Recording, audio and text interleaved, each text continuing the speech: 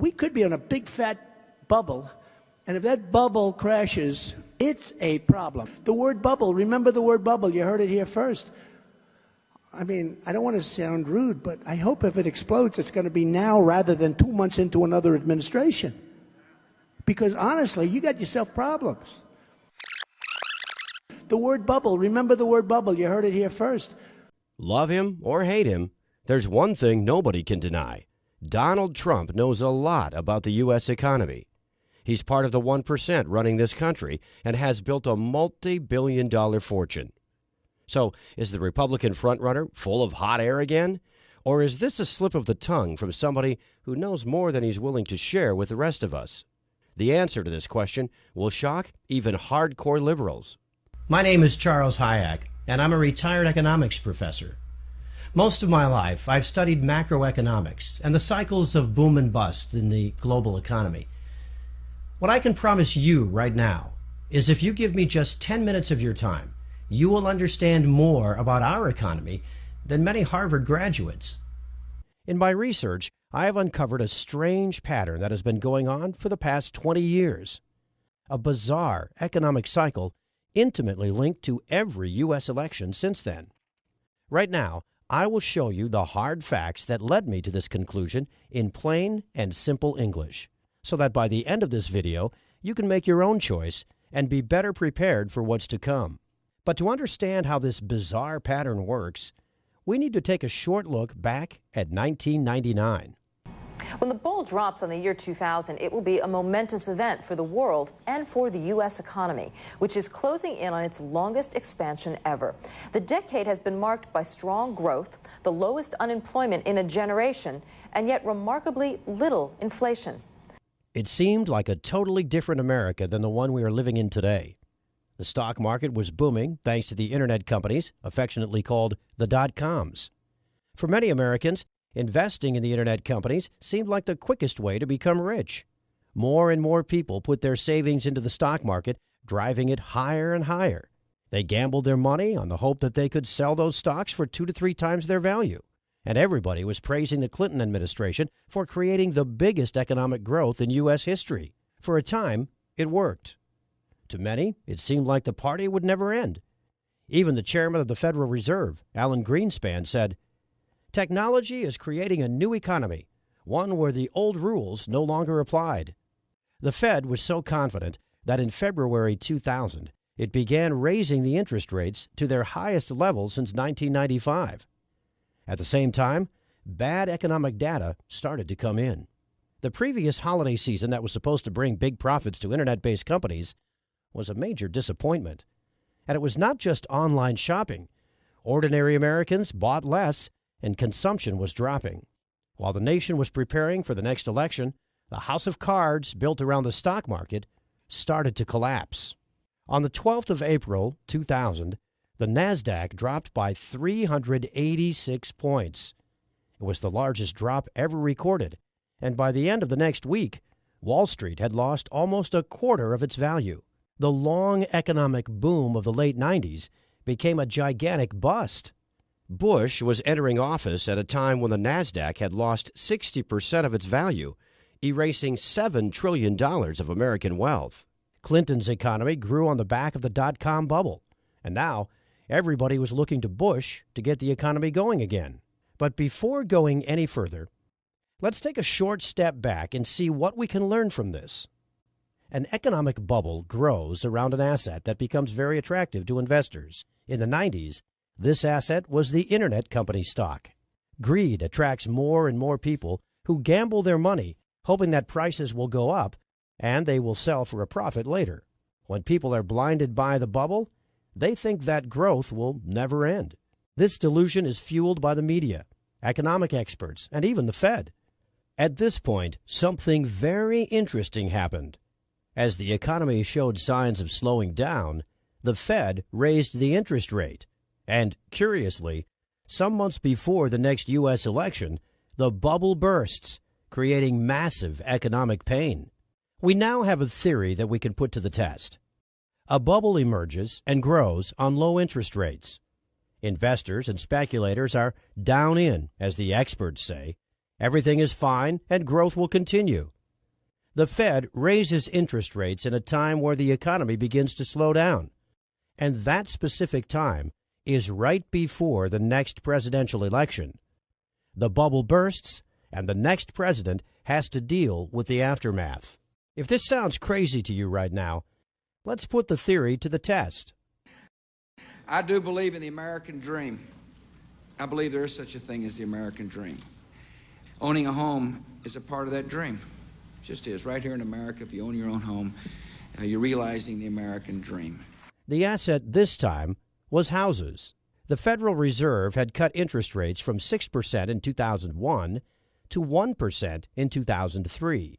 Rock-bottom interest rates created a huge demand for mortgages, as they were cheaper to pay off. Everybody wanted a house, and that pushed prices up. You could get rich just by becoming a homeowner, as the price kept going up. Soon, even people who could not afford to make a down payment or could not provide proof of a steady income and collateral were given loans to purchase new homes. If these people defaulted on their payments, the bankers didn't care. They would be left with a house, an asset that was rising in price. These no down payment, no collateral mortgage loans, called subprime mortgages, were given to millions of low-income families. One of the barriers to home ownership is the inability to make a down payment. And if one of the goals is to increase home ownership, it makes sense to help people pay that down payment. Now, the bankers had a brilliant idea. Bundle up the normal mortgages with the subprime ones and sell them to other banks, pension funds, hedge funds, and sovereign funds. Mortgage payments generated huge profits, and demand was high for this new type of speculative contract, now called collateralized debt obligations, or CDOs. This created the housing bubble. Ben, there's been a lot of talk about a housing bubble, particularly, from the Fed, from all sorts of different places. Can you give us your view as to whether or not there is a housing bubble out there? Well, unquestionably, housing prices are up quite a bit. I think it's important to note that fundamentals are also very strong. We've got a growing economy, jobs, incomes. We've got very low mortgage rates. The experts appeared all over mainstream news, assuring everyone that housing was not a bubble. Wealth has risen dramatically. The United States economy has never been in better shape. There is no tax increase coming in the next couple of years. Monetary policy is spectacular. The Federal Reserve now started to increase interest rates. By 2007, the interest rates had reached 5.25%, and many families with subprime mortgages could not afford to make the monthly payments, and their homes were foreclosed. As more and more houses went up for sale, the prices started dropping. Consumption plummeted. A new crisis had begun, and it would reach its peak in fall 2008, right before the elections. House prices tanked. Banks and other investment funds found that their bulletproof, high-profit CDOs became worthless. No one wanted to buy CDOs or houses anymore. It was a financial bloodbath. The banking giant, Lehman Brothers, had bet on mortgages and was left holding assets nobody wanted anymore. On the 15th of September, it filed for bankruptcy. During November 2008, Americans lost more than a quarter of their collective net worth. U.S. stocks were down by 45% from its 2007 high. Housing prices had dropped 20% from their 2006 peak. Total U.S. household wealth went down by $14 trillion. Through the banking giant Citicorp, Bank of America, J.P. Morgan, and Goldman Sachs, the big traders of CDOs, the crisis had spread to the world. And now, stocks and property values plummeted everywhere. The economy of the world entered a deep recession. All this happened as our nation was preparing to choose its 44th president. The housing bubble burst 2 months before the election. So how does our theory stand? We had a new housing and subprime mortgage bubble created by low interest rates. Many Americans thought housing was a secure investment. The banks gambled huge sums of money on CDOs. The experts, again, said everything was fine.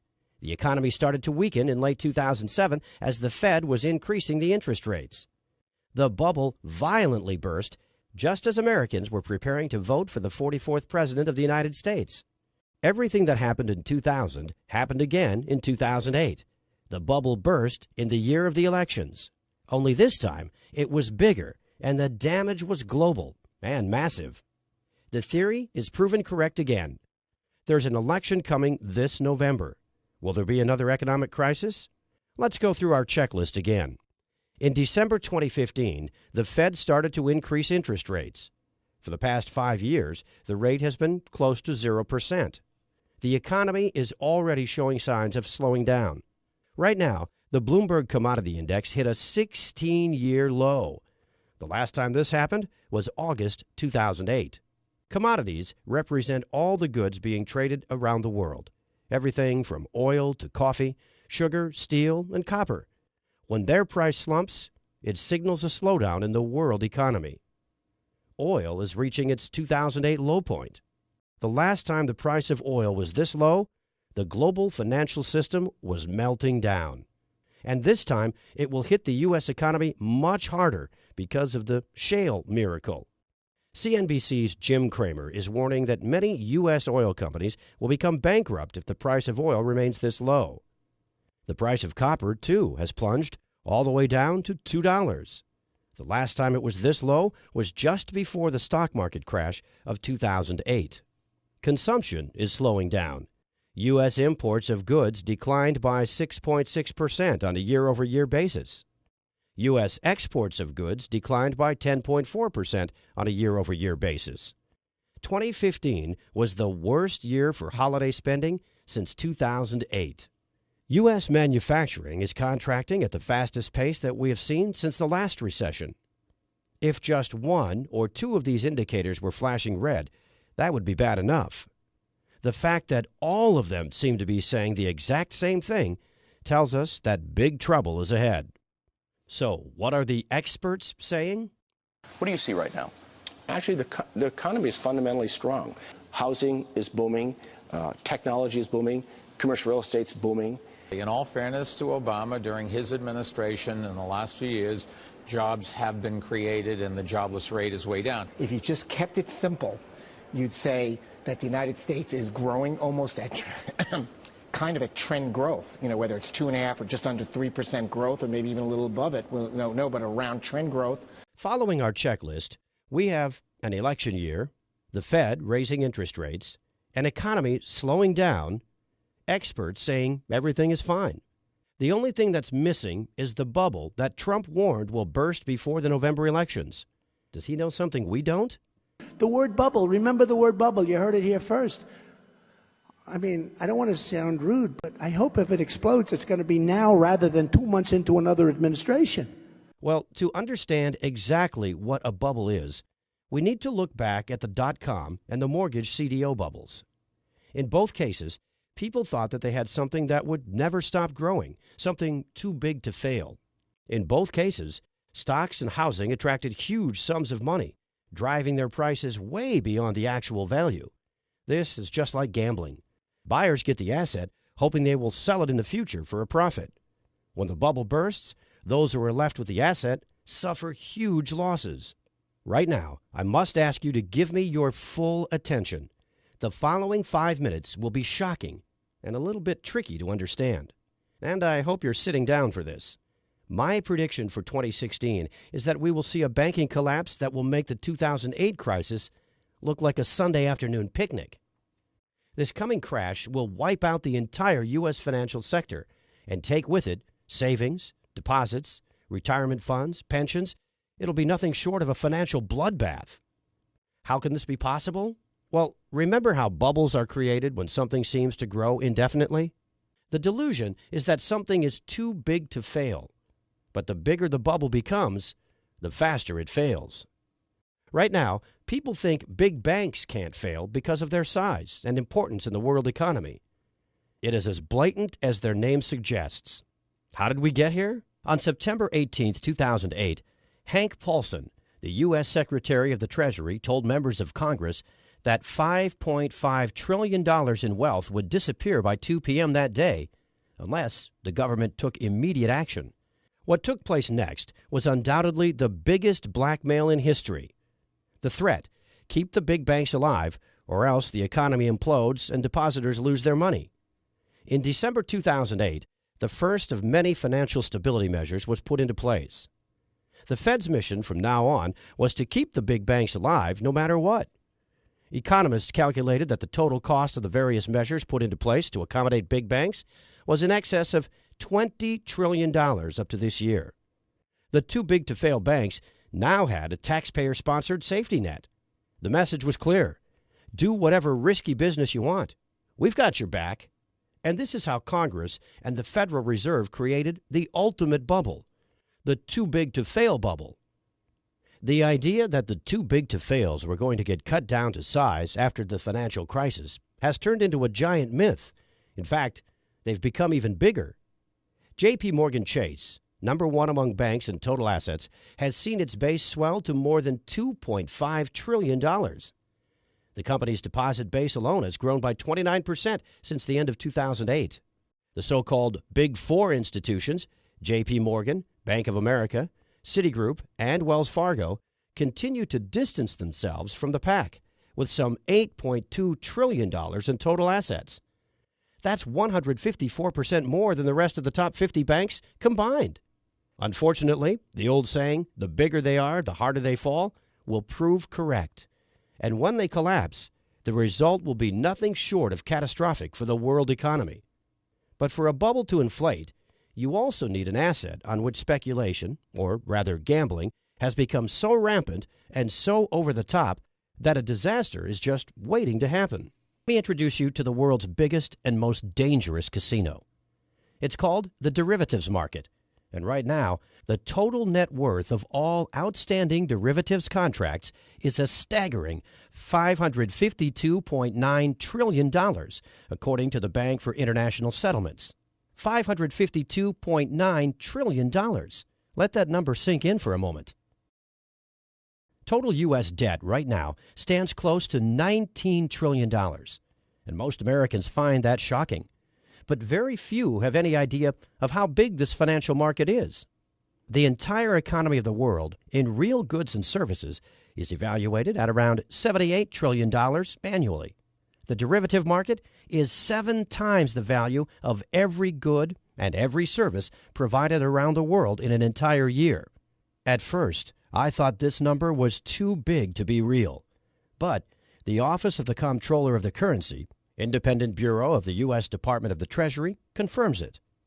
Make no mistake, you are looking at the biggest bubble in the history of mankind, something 7 times greater than the entire economy of the world. So what exactly is a derivative? A derivative is a speculative contract, a bet placed on stocks, mortgages, interest rates, the price of commodities like gold, silver, coffee, oil, or the possibility of a company or even a nation to default. Basically, right now, there is nothing of economic worth that does not have some sort of derivative attached to it. All derivatives are bets. This is not a metaphor, an analogy, or a generalization. The players on the derivative market gamble trillions on the future price of the asset to which the derivative is attached. These are the speculative contracts that will eventually pop the current gigantic bubble. Warren Buffett once referred to derivatives as financial weapons of mass destruction, and he was proven right. The CDOs that led to the crash of 2008 were derivatives, as they drew their value from interest payments on mortgages and housing prices. They were traded on this market just like all the other derivatives, and they were just a tiny part of the market. In 2008, there were about $500 billion worth of CDOs. That was only a very tiny fraction of the derivatives market, yet it was enough to almost collapse the economy of the world. Remember how I said that this is the world's largest casino? In a nutshell, the derivatives market, or more correctly put, the derivatives casino, is where big banks and other financial institutions place their bets on every aspect of the world economy. Yet with these bets, everybody loses. So how did this bubble inflate to more than $550 trillion? Say Jack controls the derivative department of one of the too-big-to-fail banks. He knows that the riskier the bet, the higher the profit he gets, and the bigger his bonus. And he thinks, just like everyone else, that if he loses, the Federal Reserve will bail him out just like in 2008. What do you think Jack would do? How much do you think Jack would bet on derivatives? Well, the Office of the Comptroller of the Currency has the exact numbers. Citigroup, total assets more than $1.8 trillion. Total exposure to derivatives, more than $53 trillion. J.P. Morgan Chase, total assets about $2.4 trillion. Total exposure to derivatives, more than $51 trillion. Goldman Sachs, total assets less than $1 trillion. Total exposure to derivatives, more than $51 trillion. Bank of America, total assets a little bit more than $2.1 trillion. Total exposure to derivatives, more than $45 trillion. Morgan Stanley, total assets less than $1 trillion.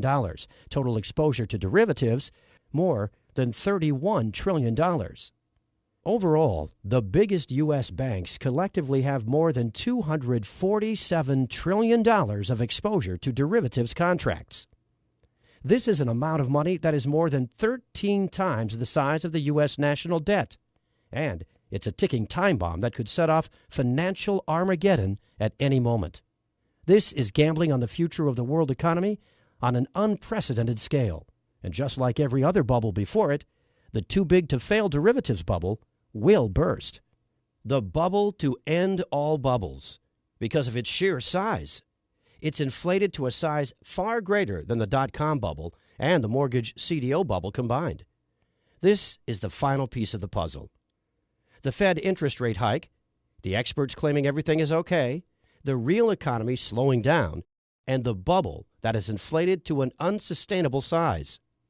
If history repeats itself, 2016 will be the year big banks come crashing down, and the Fed and our government are totally powerless to stop them. Their safety net is made out of straws. It took extraordinary efforts to prop up the big banks in 2008. During Obama's presidency, the U.S. debt doubled, reaching almost $19 trillion. Yet the economy grew at a modest pace of 2% per year. Compare that to the doubling of the derivatives market, and you begin to realize the level of economic pain we are about to feel. This will make the Great Depression of the 30s and the Great Recession of 2008 feel like a picnic. So what would a crash look like? You need only to picture what happened in Greece to get an idea. The first thing that happened is that all the banks closed.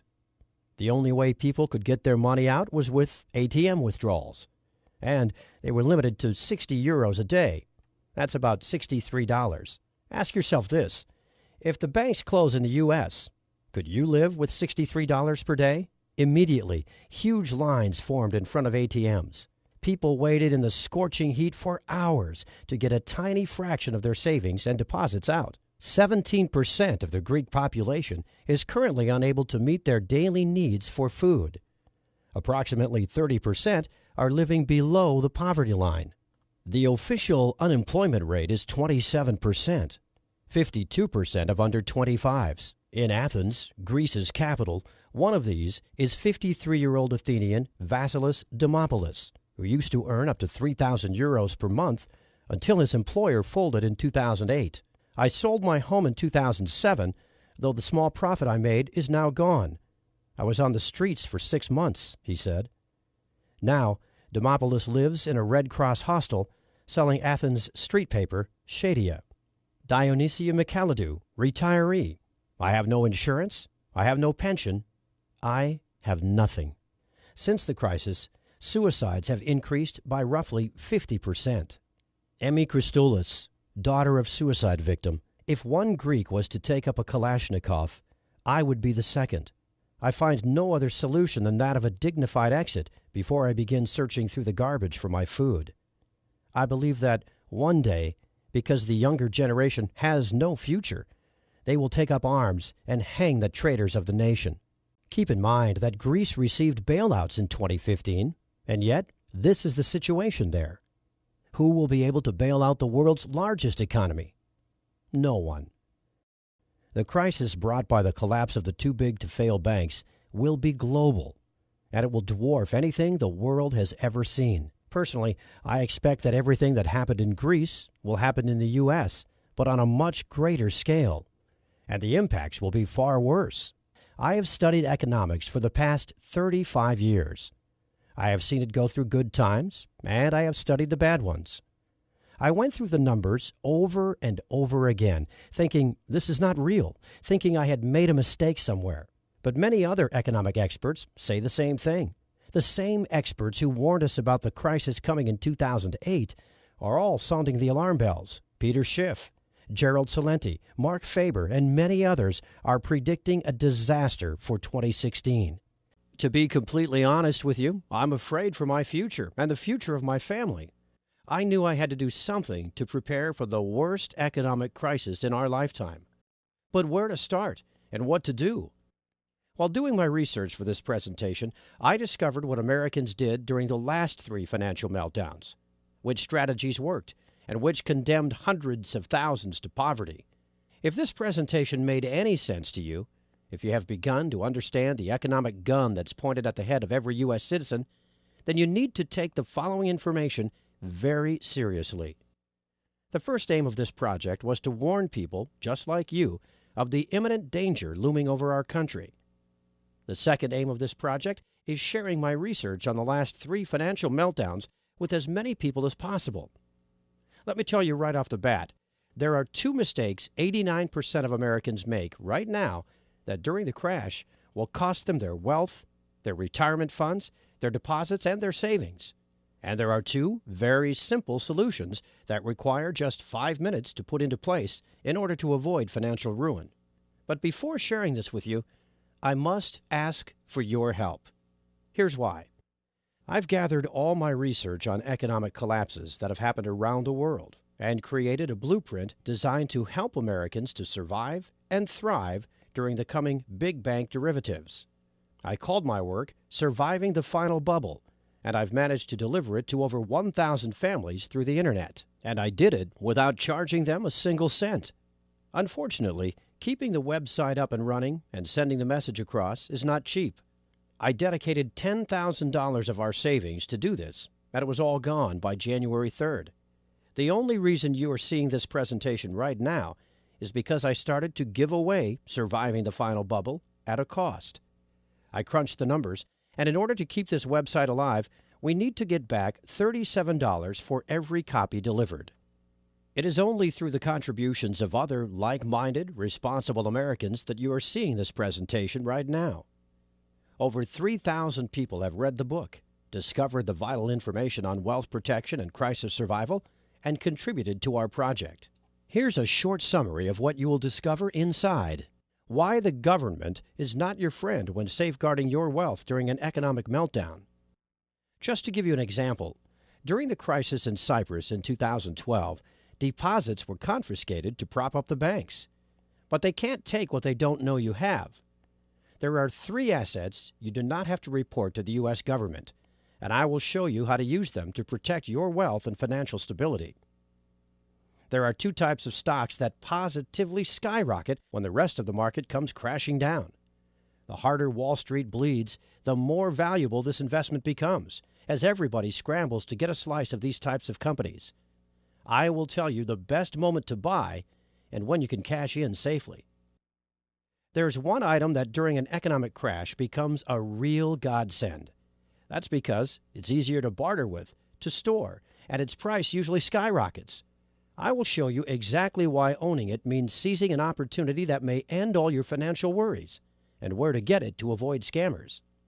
This is just a small sample of what you can discover inside.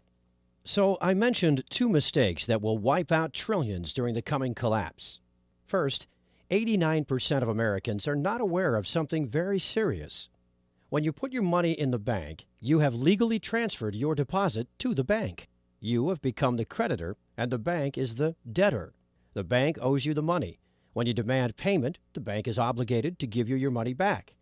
However, if the bank becomes insolvent prior to you taking your money out of the bank, they will not have to give you your money back. All of your money will simply vanish. Secondly, if you own stocks, sell them. Get out of the stock market. Stocks are the absolute worst place to keep your money if an economic crash happens. Your money will be wiped out in the blink of an eye.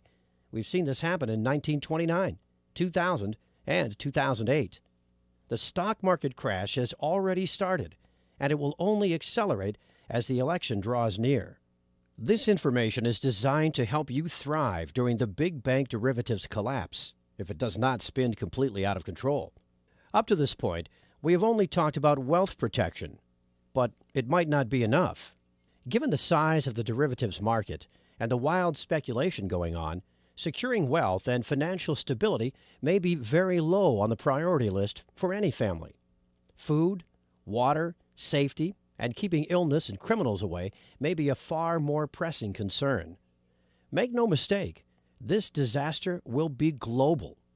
There will be no place to run to for safe haven. And that's when, by chance, I met Mark Baker. To some, Mark may seem somewhat eccentric because of his passion and dedication to survival and disaster preparedness. His dedication goes way further than reading books, attending seminars, and learning from the experts. He likes to test everything he's learned in real-life conditions. That's why he went to Greece and to Venezuela during the worst time of the economic disaster that hit both countries. During a 5-month period, he stayed with Greek and Venezuelan families in the most impoverished areas, learning how an economic crisis impacts their daily lives and trying to help them out, all while putting his survival knowledge to the test. And he decided he would live there on a $300 budget for the entire trip. His conclusion? A lot of the information provided by survival gurus out there has nothing to do with real life and can be downright dangerous. A lot of these survival experts with their Amazon bestseller books are sitting behind their computer imagining how an economic collapse will happen and write about unproven, rehashed solutions, strategies that sound good in theory but completely unproven in a collapse. Fortunately, nothing beats hands-on, hard-earned knowledge. His experience in both countries was eye-opening, to say the least. He went through a food shortage, blackouts, riots. He learned how to be safe from criminals when the police simply didn't interfere, and how to barter for supplies. He saw how real families managed to keep their spirits up in even the most desperate times, and how to cope with illness and injury while the hospitals are out of supplies, understaffed, or flooded by wounded from riots. And yes, he went through a lot of hardships, pain, and suffering to discover how to survive and to thrive in the collapse. After telling me about his personal experience, we talked about problems that arise in an economic collapse and how to solve them. Surviving an economic crisis is one thing. Thriving and securing your wealth during it is a totally different game. So we put our knowledge together and created an economic disaster survival blueprint for our families that would handle both wealth protection and crisis survival. Mark's hard-earned skills will guide you through in what we call the worst-case scenario section. Inside Mark's comprehensive section on economic survival, you will discover how to have consistent, nutritious, and long-lasting food stores in a crisis by storing food and water without alerting anyone. Following these first few crucial steps will guarantee that you and your family won't be left at the mercy of others for the most basic human needs. In Greece, even some middle-class people with respectable jobs wound up digging through trash or stood in lines for hours for humanitarian handouts. You want to do everything in your power to avoid that, and we will show you how. 12 skills vital during the coming collapse. All of these essential skills were selected by Mark based on his experience in Greece. When the services we've come to rely on are no longer available, and when having cash becomes just paper, you want to have something valuable to trade other than your supplies. You will be safer knowing you always have valuable knowledge to offer in exchange for whatever you might need. Unfortunately, because of their stature and frailness, children and senior citizens are the weakest links in disastrous situations like these.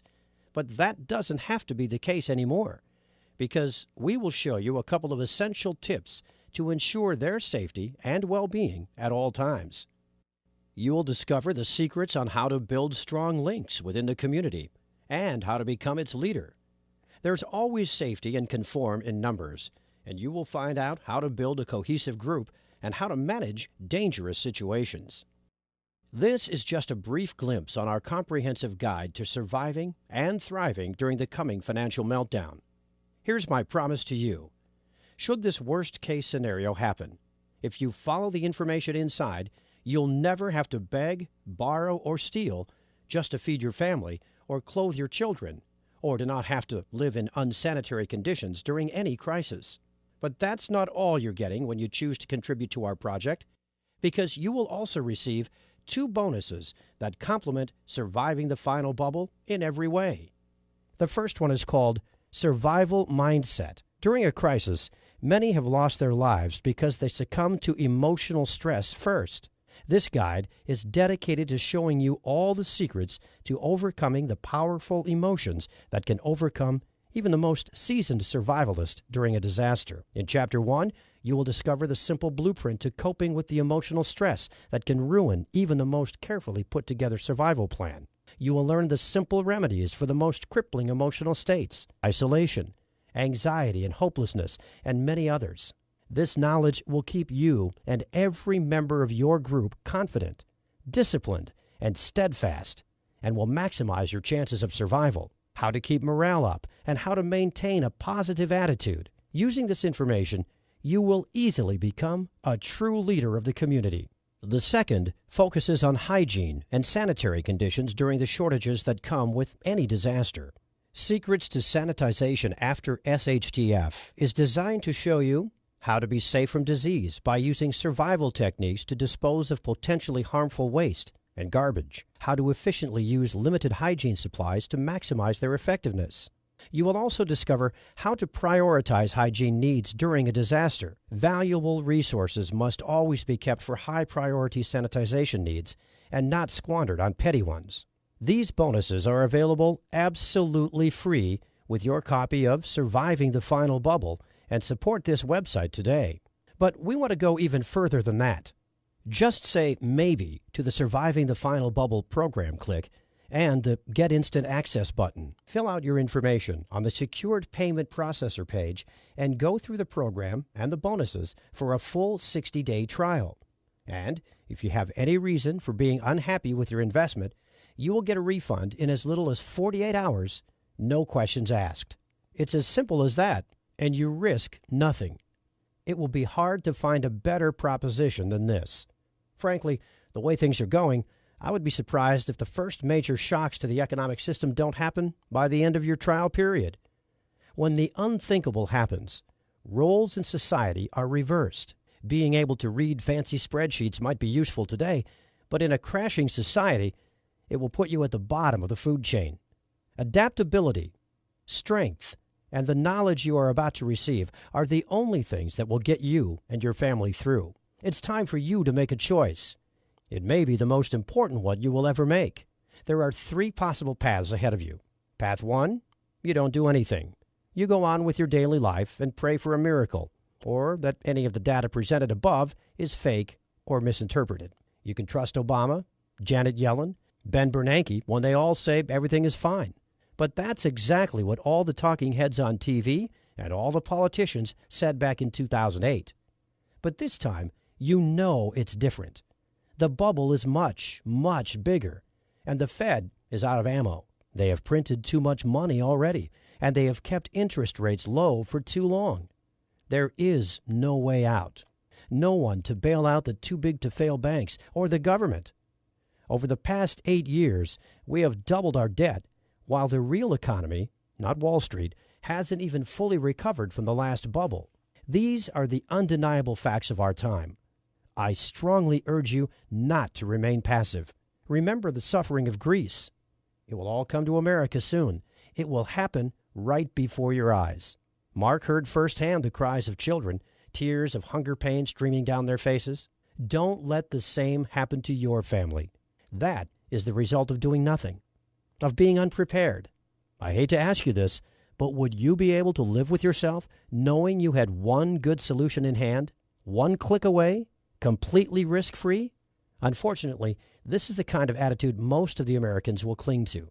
But I get it. Ignorance is bliss. Ignorance is much more comfortable than being a true man and an upstanding American citizen and taking action right now. Path number 2, prepare and learn everything by yourself. Like I said earlier, I've spent countless nights thinking about the best ways to protect my family. But sure, if you really want to, it could be a viable option. But keep this in mind. You've never been through an actual economic collapse. You don't have the skills specifically tailored for this kind of disaster. Should you choose one of these paths, we wish you the best of luck and pray that you too will make it. Path number 3. Get instant access to the Surviving the Final Bubble program now. A risk-free, worry-free program with a treasure trove of knowledge to help you thrive and prosper during the economic collapse. Allow yourself and your family to have the peace of mind that comes when you know you have done everything in your power to keep them safe. You have to realize that the consequences of an economic collapse will not be the same as if there's a terrorist attack or food crisis or grid attack. What will be happening in the following months is something that Americans have never experienced before. The closest we've ever come is the Great Depression, and yet, while things were bad, society and the government survived. And with no middle class to fund anything, with no jobs, no economy, and a government that is already tens of trillions of dollars in debt, you and your family will be completely on your own. Unless, that is, you have the ease to take the actionable steps included in the program, in which case you can have an entire proven survival plan in place in less than 14 days from now without spending more than $100 in expenses. You can be one of the smart Americans who understands something amazing when they see it, who goes through the program.